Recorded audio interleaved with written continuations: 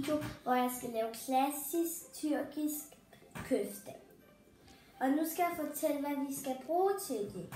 Vi skal bruge hakkekød og en hel løg og salt og peber. Og det sidste var spids. Jeg kan godt, den er lige på tungen. Spidskommel.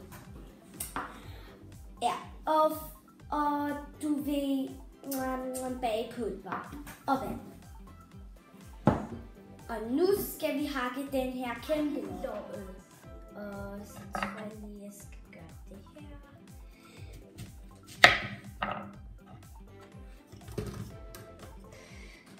Og så sætter vi den her på.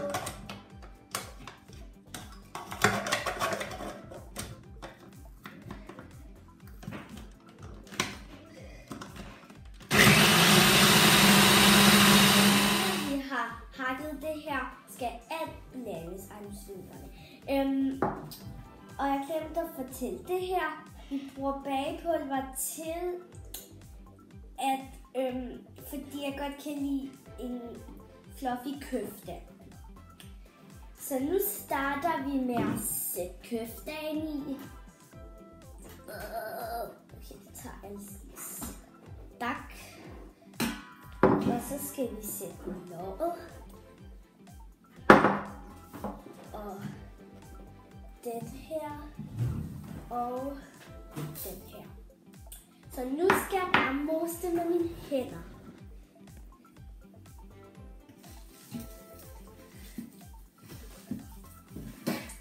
Og mens vi ændrer det, kan vi få lidt vand.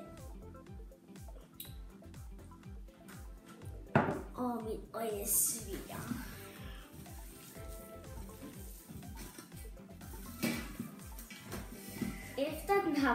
Efter den er ændret, skal den være i køleskabet i 20 minutter. Og så sætter vi lidt film på. Ned.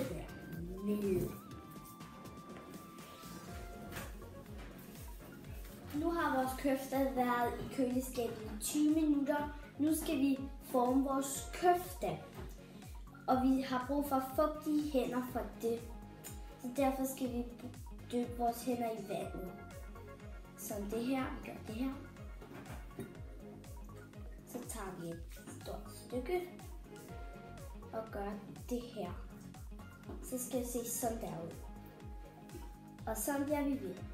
Vores pande er varm, og nu skal der olivenolie på.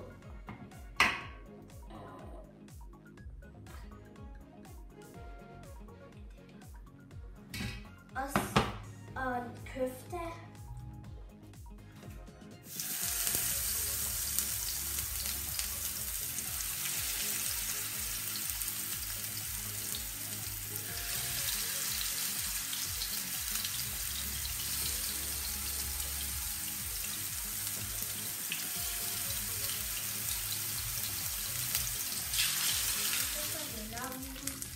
Som nu.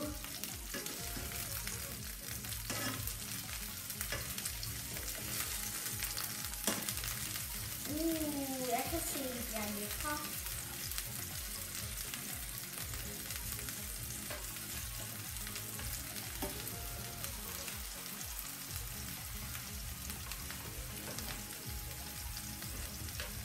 Jeg tror, de her 4 de er klar. Dem sætter vi lige her, ikke også? De ser skide gode ud.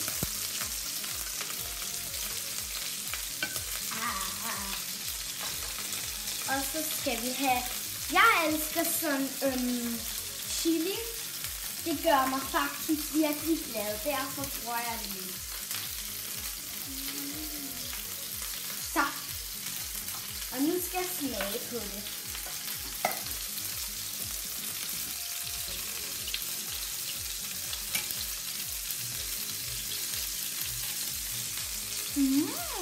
Det er faktisk meget lækker.